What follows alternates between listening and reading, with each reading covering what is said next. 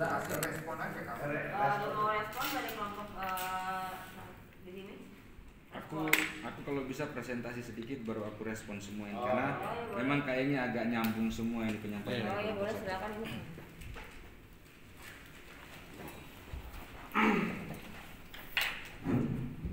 Assalamualaikum warahmatullahi wabarakatuh. Waalaikumsalam. Dan selamat siang semua. Aku mau mulai dari presentasinya kami. Di sini ada 4 poin yang saya ingin sedikit bahas tentang mulai berawal dari perekrutan, PKL hingga upah sandar sampai sertifikasi. Jadi gini, saya akan buka terlebih dahulu dari perekrutan. Awal mulanya kebanyakan terjadi masalah ini dari awal perekrutan yang unprosedur. Kenapa? Kawan-kawan yang tidak memahami untuk mencari pekerjaan, ada yang didapat dari broker yang dimana kemungkinan perusahaan itu tidak memiliki izin atau siupak ataupun siupar. Sudah sedikit di pembahasan kami tadi di kelompok, yaitu kalau bisa kita mendapatkan pekerjaan langsung dari oilnya, kenapa harus dari perekrut? Karena justru kalau dari oilnya itu langsung atau pemilik kapal, justru gaji kita itu tidak dikebiri. Kenapa? Kalau lewat agen itu jelas agen itu akan memotong gajinya kita atau mendapatkan fee. Yang kami kupas tadi kelompok kami ada 2, yaitu perusahaan pemilik siupal dan perusahaan pemilik siupak. Siupak ini adalah surat izin perekrutan. Nah, surat izin perekrutan kalau dia tidak memiliki kapal berarti dia hanya memperdagangkan jasa pelaut. Saya ingin membahas di sini bahwa kalau seandainya ada akses untuk kenapa kita tidak langsung ke siupal atau ke pemilik kapal, kita kontrak kerja dengan pemilik kapal bukan dengan perekrut. Justru itu kita mendapatkan upah kemungkinan justru lebih besar daripada kita melalui perekrut atau pemilik siupak. Terus terjebaknya kawan-kawan tentang perekrutan tadi, kurangnya menurut saya ini melihat postingan di media sosial tentang tentang job atau pekerjaan, minimal terapkan manajemen security bahwa mempertanyakan legalitas perusahaan agar tidak terjebak.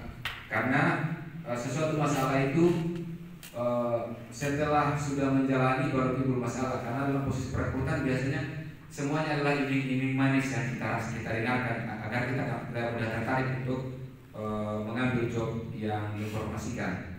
Kalaupun informasi pekerjaan tadi adalah dari kawan yang kita sudah pernah sekapal, minimal solusi dari kami yaitu saling diskusi dengan teman siapa yang pernah di perusahaan itu, seperti apa profilnya perusahaan, masalah-masalah yang pernah terjadi di sini seperti apa, atau sudah ada perubahan, kita harus telusuri agar tidak terjebak. Terus selanjutnya permasalahan yang kami bahas tentang PKL.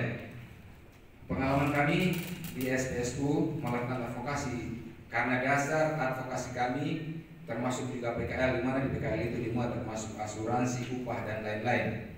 Selama kami melakukan advokasi, pengalaman di lapangan kami coba melalui KSOP. Dan di KSOP itu tidak pernah selesai di KSOP. Kenapa? KSOP tidak punya ranah yang sepenuhnya untuk menangani ketenagakerjaan.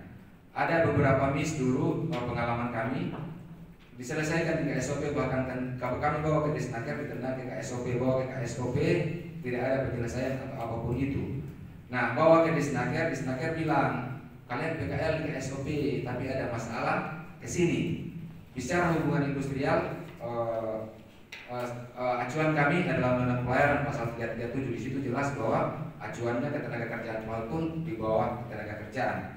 Nah, dari situ saat kami memberikan usul atau masukan, kiranya diterima usulan ini karena sudah sering kami sampaikan bahwa minimal perjanjian kerja di Disnaker jangan di KSOP.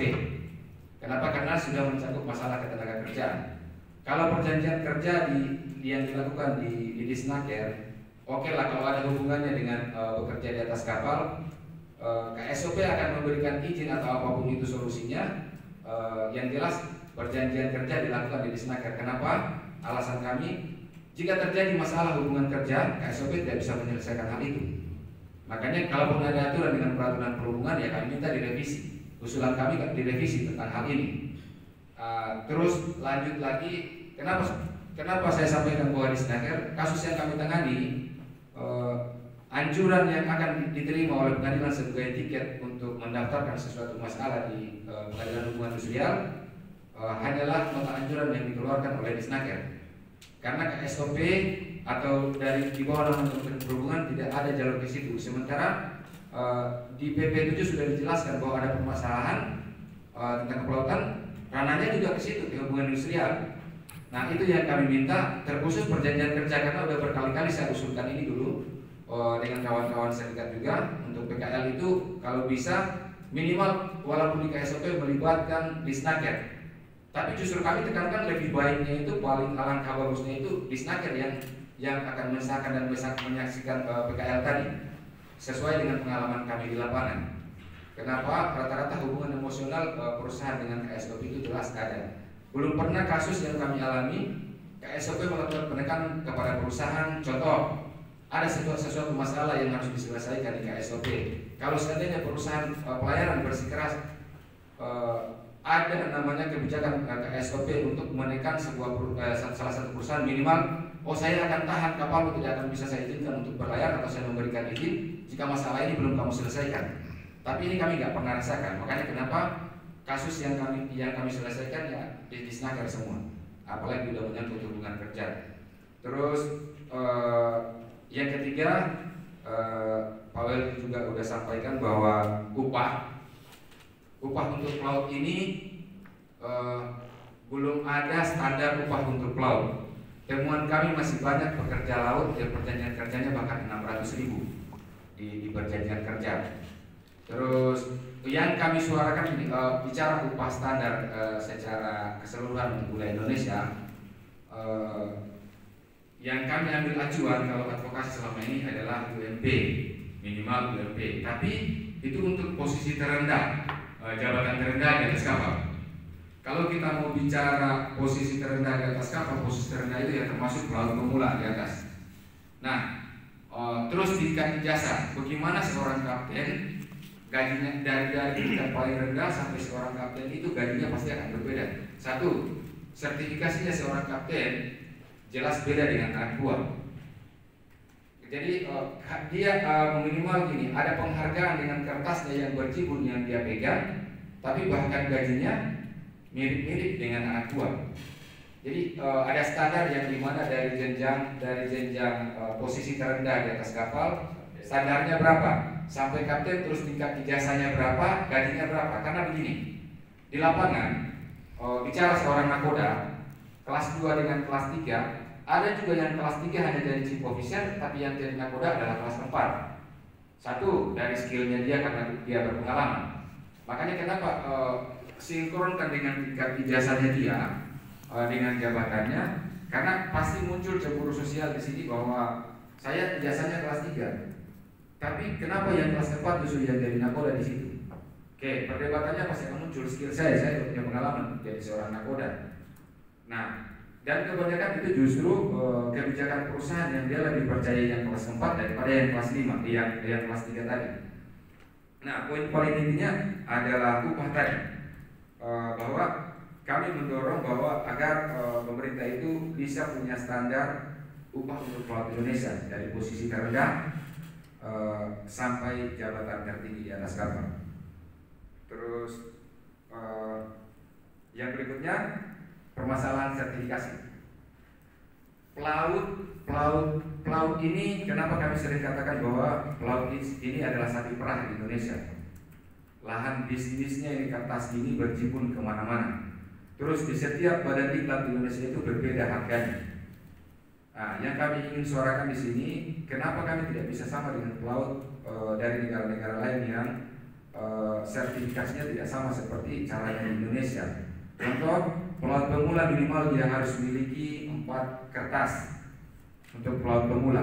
Bagaimana yang sudah punya setingkat ijazah dari 5, 4, 3, 2, 1? Orang yang memiliki ijazah master saja bahkan bisa sampai 20 bahkan ratusan sertifikat penunjang yang dia harus miliki. Dan itu tiap 4 tahun harus direvalidasi. Yang kami tanyakan ini, dalam kertas ini kalaupun tidak bersamaan waktu dia diklat, yang satu udah mau mati, dia harus revalidasi, yang satu tinggal 1 tahun lagi. Jadi artinya kalau dia off, dia sempat revalidasi 2 lembar, tahun berikut dia udah harus revalidasi lagi 2 lembar, kan udah mau mati juga yang keduanya. Nah, yang kami mau di sini, apa nggak bisa sertifikasi ini justru seumur hidup kami bisa pakai? Karena ini setiap tahun ada saja aturan yang diterbitkan oleh Kementerian Perhubungan masalah sertifikasi. Contoh, dulu belum ada namanya sertifikasi balancing kapal. Baru sekitar 2 tahun dia terbit, seorang perwira harus memiliki kertas itu. Kalau tidak ada, kapal tersebut bisa aja ditekan ke perusahaan bahwa nggak boleh dia itu jadi seorang nakoda di situ kalau nggak ada sertifikat itu. Nah, hal-hal seperti ini yang dimana kenapa lahir aturan-aturan yang dimana justru mempersulit kami pelaut. Makin hari makin bertambah terus adanya sertifikasi. Contoh yang kita bahas ada namanya ijazah pemula, dulu namanya ANTD. Sekarang itu sudah dari 2017 dihapuskan, dirubah ke EBEL. Oke. Terus dulu tidak ada namanya SAT, SDSD, diadakan lagi. Padahal trainingnya atau diklatnya SAT dengan SDSD tadi itu mirip di dalam isinya karena menyangkut masalah security. Sementara di dalam BSD itu basicnya sudah ada semua. Jadi basicnya training yang dilakukan di sertifikasi lain itu basicnya sudah ada di BSD semua. Nah, inilah keluhan pelaut di seluruh Indonesia bahwa kertas ini gak ada henti-hentinya. Kenapa pelaut selalu bilang duit kita itu habis untuk urus kertas? Bicara kesejahteraan, pelaut jauh dari sejahtera. Kalau kita lihat pelaut yang bisa dibilang sejahtera, dia tidak pernah mungkin bekerja di Indonesia. Rata-rata skillnya dia dari segi speakingnya dia mampu dia bekerja di luar negeri, karena pelaut itu lebih memilih bekerja di luar negeri dengan gaji yang begitu besar daripada di Indonesia. Tapi apakah kemampuan kamu satu? Bagaimana dengan kawan-kawan yang satu mungkin mendingan berlayar di wilayah Indonesia aja udah cukup. Minimal di Indonesia yang kami mau itu upahnya standar. Jangan gajinya itu dia kerja setahun, setelah dia cuti ataupun dia pulang rumah cuman habis untuk urus kertasnya dia. Jadi orang masuk keluarganya di rumah justru makan di saat dia bekerja. Dia pulang, uang yang dia bawa pulang di saat dia selesai kontrak ataupun cuti cuma dihabiskan untuk urus kertas. Nah, ini yang kami maksud, kiranya penyampaian ini bisa nyampe di pemerintah, karena penyampaian kami bukan baru kali ini tentang hal seperti ini, tapi selama ini belum ada yang perubahan. Makanya kami tak henti untuk suarakan hal seperti ini, bahwa tujuannya kami minimal kalaupun sukses apa yang kami suarakan, walaupun bukan kami yang menikmati, anak cucu kami bisa menikmati ke depannya. Ini aja dulu, terima kasih. Mungkin ada yang mau ditambahkan sama teman-teman. Oke, dari mana Bang? Silakan. Oke. Harus pegang mic, masih bisa. Oper dan. Terima kasih. Mati.